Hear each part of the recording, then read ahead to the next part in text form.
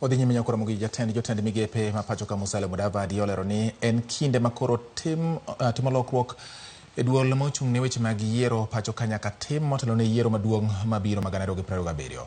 Mudavadi kachiwo twak e gwenge mag Nakuru e kinde romo mar timo twak ewi dwaro mar keto lokruoge e weche mag yiero.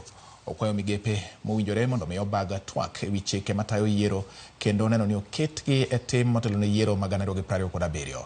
Jadito mar riwruok mar Azimio la Umoja Kalonzo Musyoka osiro parono kolero ni dwaro mar timo twak owinjore okete tim mapiyo kaka nyalore. Kalonzo yango ni owinjore tim twak e yango weche omenda mitiyo godo e kinde mag sero ombulu mar kelo ganda jo-Kenya kanyakla. Law reforms should begin immediately, and that enactment of necessary electoral laws be done at least 12 months before the 2027 elections.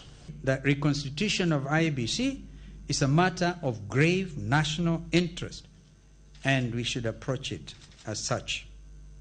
Election campaign financing, another area under consideration at this forum, is equally of great concern